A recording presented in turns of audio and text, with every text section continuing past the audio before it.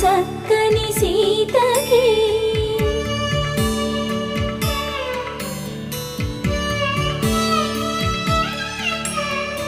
ఎర్ర జాబిలి చేయి రాముడేడని అడుగుతుంటే చూడలేదని పెదవి చెప్పే చెప్పలేమని కనులు చెప్పే నల్ల పూసై